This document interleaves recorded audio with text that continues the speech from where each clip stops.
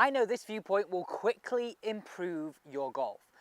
I know up to now you've had the idea on this view of your golf swing that you've got a backswing and a downswing. This is going to sound weird, but I want to change that. I don't want there to be 2 points to the swing. I want the backswing and the downswing to be a blend of one. I've got a 3-step process that is seriously going to change your view of your golf swing. Now with the downswing, I get asked these questions all the time. When do I start down? How do I start down? And what starts the downswing? I get it. We see all the top pros. If you watched the Open last week on the range, all the pros were doing this.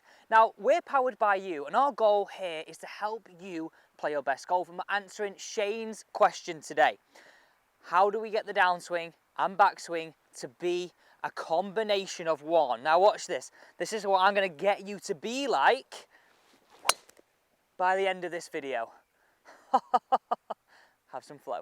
So to set up this drill, I've just placed an alignment stick. Have a look at that there. Straight down my ball to target line, and my feet would just sort of run parallel. So straight down my ball to target line, my feet running parallel. I'm next just going to place this club across my chest. You don't need anything for this drill. You could even just put a club on the ground, so don't worry about that. So as I said, I want you to have the understanding it's not a backswing and then a downswing. I want you to feel it's a blend of them both. Now to do this, I'm going to say this. Now we've got 3 stages, but at each and every one of these stages, you don't have to do the move quick. Just get the move to have some flow. And that will alone give you the speed. Trust me on that. So watch me here. The idea I want you to have at this stage is you're not going to pause at the top here and then wait for your hips to start down. I want you to feel as your club, look at this on player cam, makes a 90-degree angle, the one across your chest with the alignment stick on the ground. I want you to have the idea that you're already starting to turn these hips back to target. Okay? Now how I do that, I just think my belt buckle's here, get that pointing that way. So watch this, I'm going to do it really slow so you can get a good idea of what I'm trying to do. Turn, down. So as you see, it's not here, then start. My hips are already starting to move before my club gets to 90 with the alignment stick on the ground. Now you can see straight away, there's a little bit of a silkiness. Now imagine I had a piece of string here. It'd be like this, wouldn't it? I don't let it come out and then I pull. I let it go, and before it gets straightened out, I flick it back. And that's the idea. It's almost like that lasso effect you've got to have in your swing. That's stage 1. What I'd recommend there in terms of reps, try 8 to 12, really feeling that start of the hips happens before your club gets to 90. And it's just a reminder of that from player cam. Now we start building. Grab a T-peg. This is stage 2.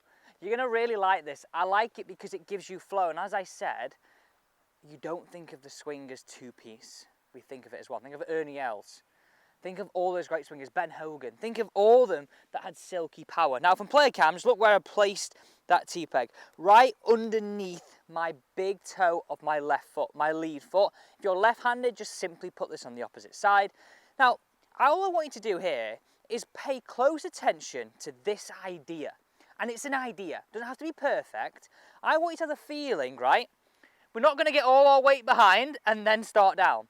Before our hands get to the top, we're going to try and feel as though we get pressure into that T-peg of that left side. So simply just building on what we've just done. So have a look at this here. Have a few practice swings. I'm just going to simply pressure in now. So I really feel my arms are still traveling up as I'm getting this to go. Okay? As I said, I remind you of this. Don't feel it fast. It's just... that's the flow we need.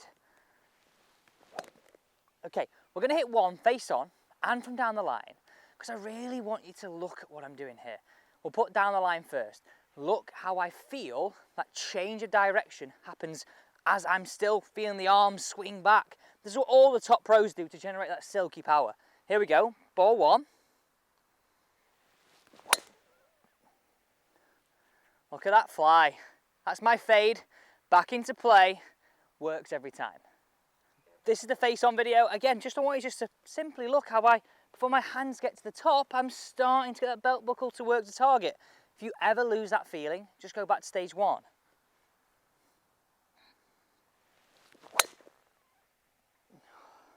I'm not trying to hit it hard. I'm just starting my downswing before my hands have got to the top of the backswing. Okay, final stage, stage 3. And this is all going to be about a swing thought, my swing thought to get this. All I want you to have is the idea that your belt buckle works the target before your hands get to the top. Try the pressure drill, try the first drill. I honestly know that's going to change the way you think about your swing.